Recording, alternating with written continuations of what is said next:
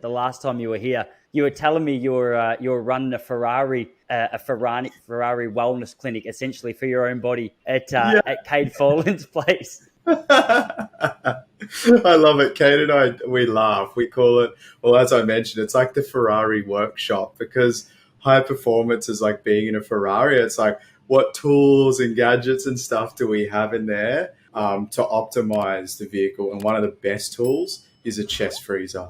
A chest freezer is one of the best tools for a Ferrari workshop. That's for sure. So how many days in a row did you make it? It was basically every day that I was there. So it would have been a month of just every day. But you'll laugh at this. So we did have to clean it out at one stage. And what's funny is, when I first did ice bars and when most people do it, it is natural for the body to go.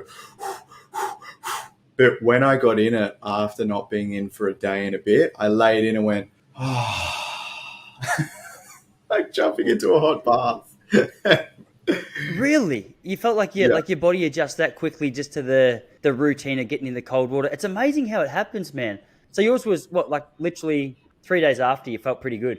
Oh, brother, it's like so basically I hadn't been in for a day and a half and as you were saying, like I was geeking out because like we know in the brain, it's called neuroplasticity, you probably heard of. Like more neural architecture is built in the brain as well as the nervous system. That's why people go because they don't have that architecture yet. But the more you do it, the more architecture that changes inside so that's where you will jump in and just go, and you're in and it's done because the body's adapted, the nervous system's adapted to stress. So yeah, I'm flying for days after it. Apparently it influences your immune system for 7 days, has like a positive effect. And Huberman, cool dude, I recommend checking out his stuff if you haven't. Around the traps, a lot of people have been saying 11 minutes a week for cold exposure is like a recommended healthy dosage. And how cold's cold? Like what counts as cold enough?